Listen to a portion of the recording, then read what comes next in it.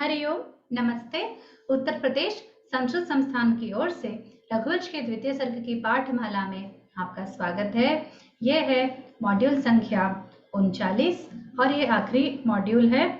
इसमें हम पढ़ेंगे श्लोक संख्या 75 और उपसंहार। तो आइए 75वें श्लोक के उच्चारण से इस अध्ययन का प्रारंभ करते हैं। अथ नयन समुत्थं ज्योतिरत्रेरिवद्योः सुरसरिदिवतेजो वह्निनिष्ठ्यूतमैशम् नरपतिकुलभूत्यै गर्भमाधत्तराज्ञी गुरुभिरभिनिविष्टं लोकपालानुभावैः। एक और बार। अथ नयन समुत्थं ज्योतिरत्रेरिवद्योः सुरसरिदिवतेजो वह्निनिष्ठ्यूतमैशम् नरपतिकुलभूत्यै गर्भमाधत्तराज्ञी गुरुभिरभिनिविष्टं लोकपालानुभावैः। अब हम इसका पद विभाग देखते हैं।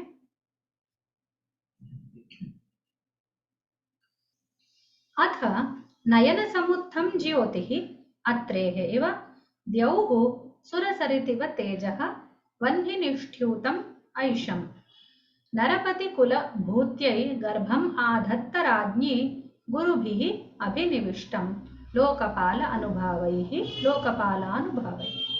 अब हम इसका अन्वय देखते हैं।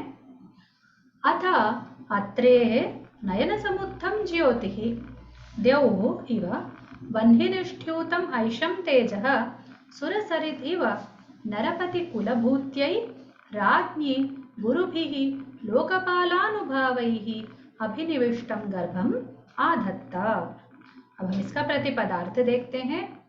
अथ ततः उसके बाद अत्रेः अत्रि महर्षेः अत्रि महर्षि के नयन समुत्थम नेत्रोत्पन्नम नयन से समुद्भूत अर्थात आंखों से जन्म लिया हुआ ज्योति ही कांति ही अत्र चंद्र कांति अर्थात शोभा प्रकाश इत्यादि यहाँ पर चंद्र से उद्देश्य है।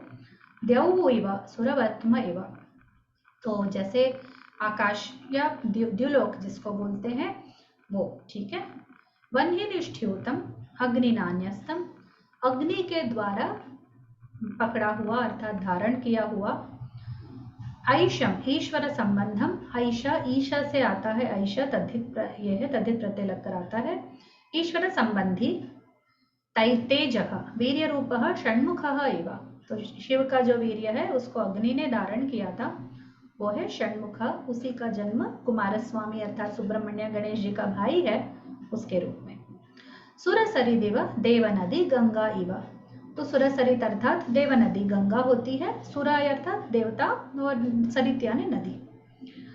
नरपति कुलभूत्यै दिलीपस्य वंशाभिवृद्ध्यै नरपति अर्थात राजा, कुल वंश, भूति अर्थात प्रगति आगे जाने का, ठीक है, जो बढ़ना होता है वृद्धि होती है उसको। तो दिलीपस्य वंशाभिवृद्ध्यै दिलीप महाराजा के वंश के अभिवृद्धि के लिए उसके उन्नति के लिए। राज्ञी सुलक्षणा देवी गुरुभिः भारवद्भिः तो गुरु यानी यहाँ पर भार का अर्थ है। ये नपुंसक लिंग में वो शब्द गुरु का अर्थ भार होता है तो भारवद्भिः। लोकपालानुभावैः दिक्पालानां तेजोभिः जो दिक्पालक होते हैं दिशाओं के पालक उनके तेजस उनके जो ऊर्जा है उसके द्वारा उनके द्वारा अभिनिविष्टम प्रविष्टम प्रवेश किया हुआ हो। गर्भम शिशु जननम मूलक जो माँ गर्भ धारण करती है वो भाग आधत्ता आधरत उसने धारण किया, सुलक्षणा ने धारण किया। अब इसका प्रतिपदार्थ समाप्त होता है। सरलार्थ देखते हैं। यथा द्यौः अत्रेः मुनेः नेत्रोत्पन्नं सोमं धृतवती यथा गंगा हुताशन प्रक्षिप्तं स्कंदस्य उत्पादकं शैवं तेजः दधारा तथैव सुदक्षिणा दिलीपकुल प्रतिष्ठायै महद्भिः अष्टलोकपालानां तेजोभिः अनुप्रविष्टं गर्भं धृतवती। जिस प्रकार द्युलोक ने अत्रि मुनि के आंखों से उत्पन्न सोम को उसने धारण किया।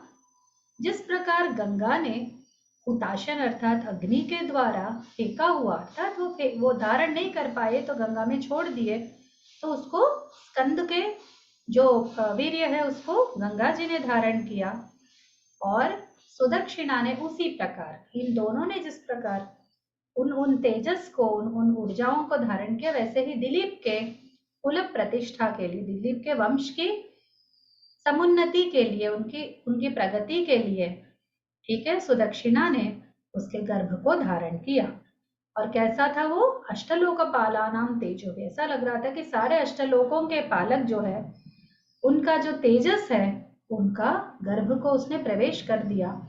इतनी तेजस्विनी हो गई वो कि उन्हें देख के लग रहा था कि इनके अंदर पूरे 8 लोक पालक प्रवेश कर चुके। ठीक है, अब इसका फलितार्थ देखते हैं।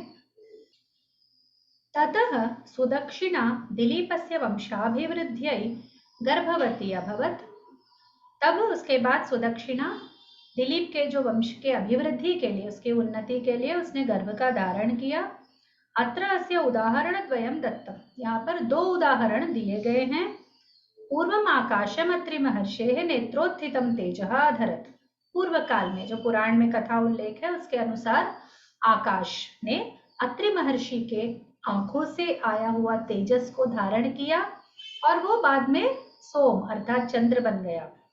और गंगा अग्निना धृतम शिवस्य तेजः अधरत। और गंगा जी ने, जो नदी के रूप में है, उसने अग्नि का धृत वाला, अग्नि ने जिस तेजस को धारण किया, उस शिव के तेजस को गंगा जी ने धारण किया।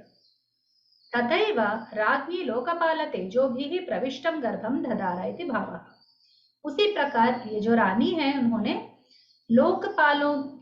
लोकपालकों का तेजस, जिस प्रकार सारे लोकपालकों ने एक साथ अपना तेजस रख दिया हो, ऐसा इतना तेजस्वी गर्भ को उसने धारण किया। ठीक है, अब हम आगे चलते हैं व्याकरणांशों की ओर। पहले संधियां। ज्योतिरत्रेरिव, ज्योति ही प्लस अत्रेः प्लस इव, सारे विसर्ग संधियां हैं। सुरसरित इव, सुरसरित त का द बन गया। गुरुभिरभिनिविष्टम, गुरुभिः प्लस अभिनिविष्टम, ये भी विसर्ग संधि है। अब समासों को देखते हैं। नयन समुत्थम, नयनात् समुत्थम, नयन से उत्थित हुआ। ठीक है, पंचमी तत्पुरुष। वह्नि निष्ठ्यूतम, वह्निना निष्ठ्यूतम, तृतीया तत्पुरुष। नरपति कुलभूत्यै, नराणां पतिः नरपतिः, तस्य कुलं नरपतिकुलं, तस्य भूत्यैः नरपतिः तस्य।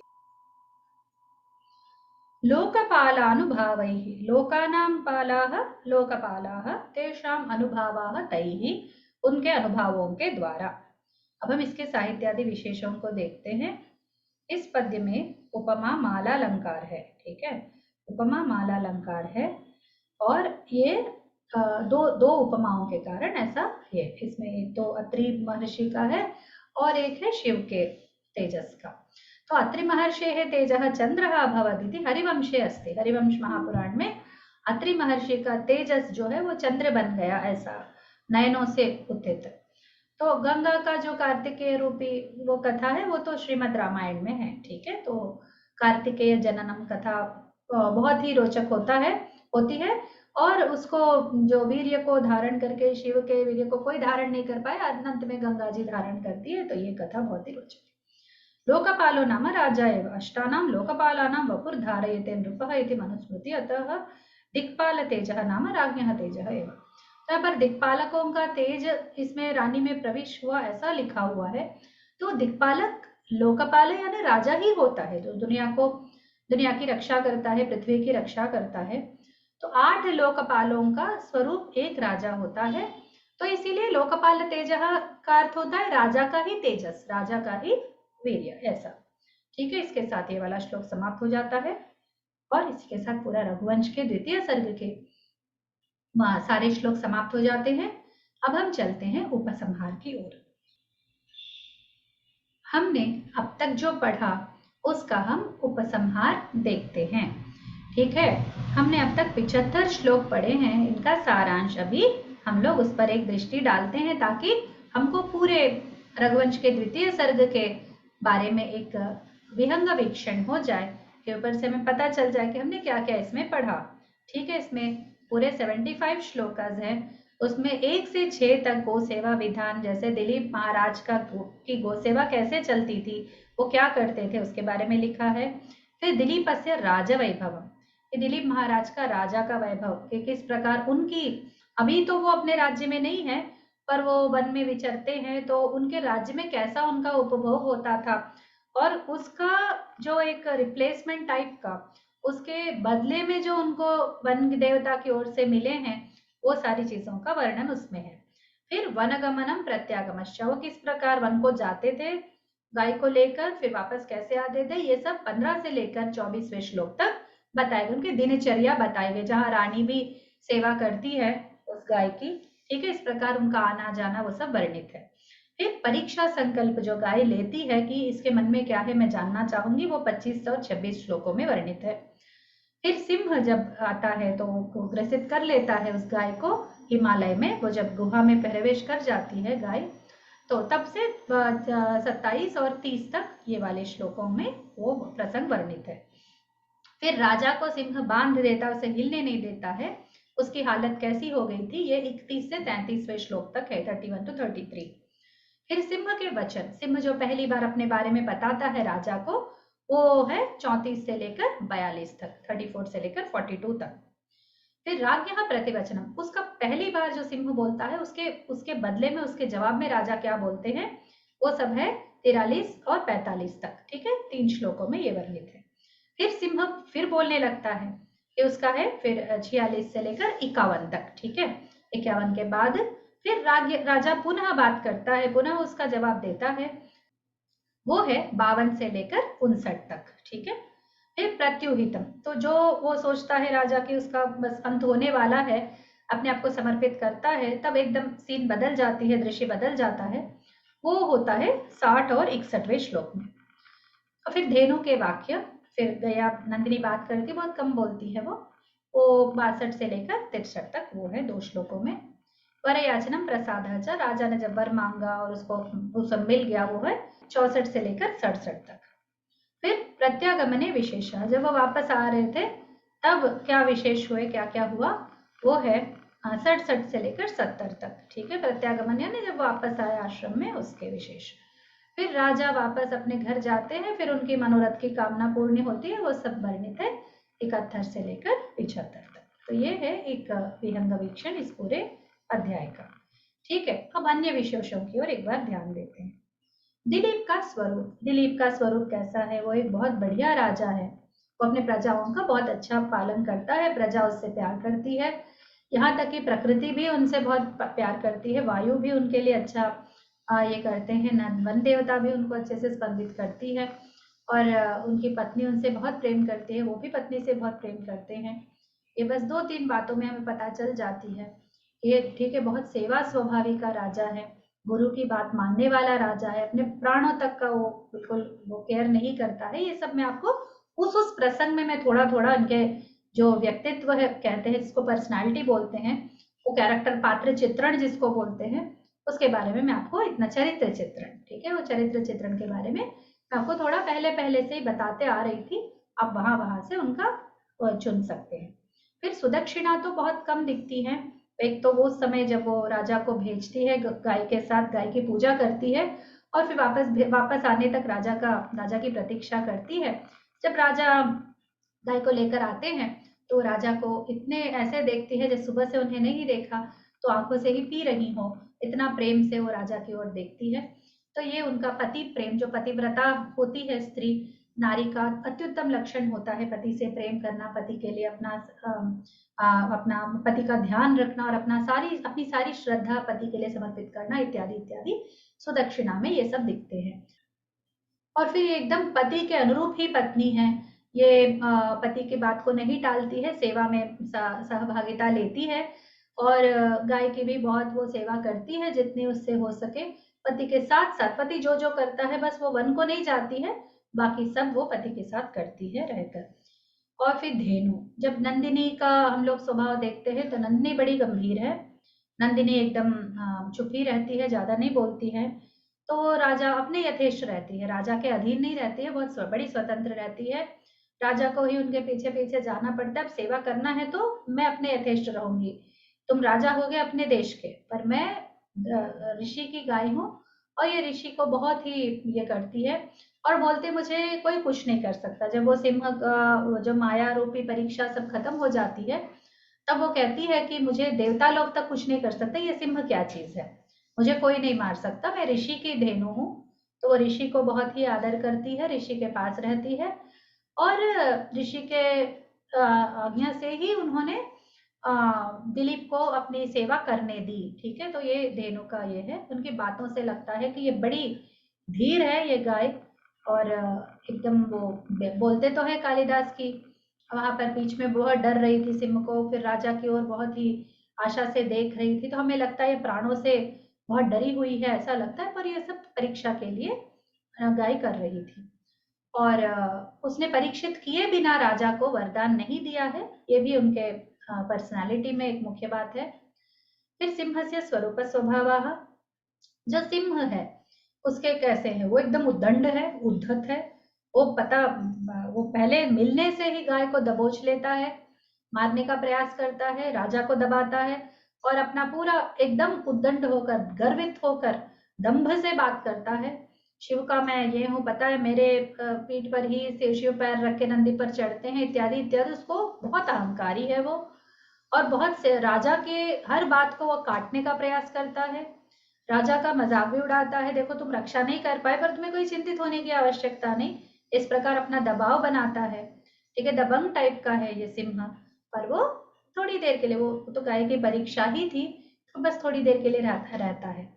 पर राजा के लिए युक्ति युक्त वचन, सिंह को जो जब जवाब देता है राजा, इतनी इतनी युक्ति युक्तता दिखाता है, तो वो सब बोलने का जो अवसर राजा को देता है सिंह अपनी बातों से। देखो गुरु तुम्हें कुछ नहीं कहेगा, गाय डोनेट कर देना गुरु को, इत्यादि इत्यादि आइडियाज वो देता है। धर्म के बहुत सारी चर्चाएं, धर्म के इर्द गिर्द में बहुत सारी चर्चा होती है।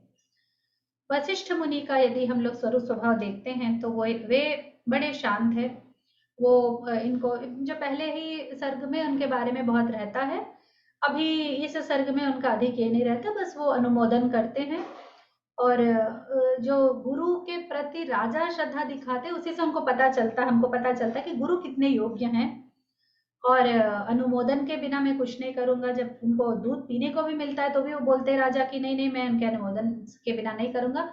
इसका अर्थ ये नहीं है कि उन्होंने गुरु गुरु के स्थान में होकर दिलीप को दबाए रखा, ऐसा नहीं है, तो दिलीप की श्रद्धा है ऐसा। फिर उनके अग्निहोत्र है, फिर गाय के दूध का होम में उपयोग करने का, ये ना बड़े निष्ठावान ऋषि है वशिष्ठ ऋषि। ये तो वैसे रघुवंश के कुल गुरु भी हैं ये, हमारे वाल्मीकि रामायण में भी आते हैं, और दशरथ महाराज के बहुत अच्छे मित्र सन्निभ हैं ये। तो ये वशिष्ठ महाराज का स्वरूप स्वभाव है। फिर कालिदास के साभिप्राय प्रयोगों को देखते हैं तो उनकी भाषा पर यदि हम लोग, तो हर शब्द का वो सोच समझ कर वो प्रयोग करते हैं। इनके बारे में यदि हम अलग से अध्ययन करेंगे तो हमें बड़ा मजा आता है, कितने सुंदर इन्होंने प्रयोग किए हैं। और जहाँ पर एक ही इसमें जैसे भुजा भुजंगा इत्यादि में हमने देखा था, ठीक है, फिर वहां पर जो मनुष्य के राजा ऐसे करके बोलते हैं, मनुष्याधिपति, इस प्रकार के प्रयोग है, बहुत सुंदर है। फिर भाषा सौंदर्य और सौष्ठव यदि देखते हैं तो सुंदरता की तो सुंदरता का तो अंत ही नहीं है। सौष्ठव यानी एकदम सुष्ठुता, बहुत सही उनका प्रयोग करना शब्दों का, उनका न्यास, और एकदम बहुत सुकुमार, बहुत ही एकदम नाजुक से उनका अरेंजमेंट रहता है। इसमें सौंदर्य भी रहता है, एक दृढ़ता भी रहती है, शब्दों का जो सर्वोत्तम, तो सर्वोपरि जो उसका प्रयोग है वो दिखता है। अलंकार और समास यथा स्थान आप देख सकते हैं। समस्त पदों का प्रयोग भी बहुत सुंदर है। इनके समासों का हमने अलग से विभाग भी रखा, आप उसमें देख सकते हैं। ये जब काव्य एक साथ हम लोग पढ़ते हैं तो हमारे अंदर कई सारे रस, कई सारे भावनाएं हमारे अंदर उत्पन्न होती हैं। तो इसका पठनानुभव भी बहुत सुंदर है। एक दृश्य दिखने लगता है हमारी आंखों के सामने, एक समा बांध देते हैं। जब देवदारू वृक्ष की बात होती है, देवदारू वृक्ष तो हमने देखा नहीं, पर उसका इतना वर्णन होता है, उसके बारे में शिव जी ने उसे यहाँ पर देखभाल के लिए रखा है। तो ऐसे ये जो एक कल्पनाएं हैं, ये भी बहुत सुंदर लगती हैं कि मेरे पीठ के ऊपर पैर रख के चढ़ते, ये भी कल्पना है। वो सिंह का निकुंभ मित्रम ऐसा करके बोलता है, निकुंभ करके एक ये है, शिव का मैं सेवक हूँ, उन कैलाश में रहता हूँ, यहाँ पर मुझे ऐसा रखा गया है। ये फिर जो सिंह का ये है कि वो कोई सत्व पास में आता है तो ही खाता है। तो ऐसे ऐसे जो ये है हमारे धार्मिक विचारों से, हमारे जो पौराणिक विचारों से मेल खाते हुए कल्पनाएं हैं, ये सब कवि की बहुत सुंदर इनका देखिए रहता है। इसी के साथ ये मॉड्यूल भी समाप्त हो जाता है। रघुवंश के द्वितीय सर्ग का अध्ययन हमने संपूर्ण कर लिया। आशा है आपके लिए उपयोगी रहेगा। आपकी परीक्षाओं के लिए आपको अनेक शुभकामनाएं। मैं उषा रानी संका अब आपसे विदा लेती हूँ। नमो नमः।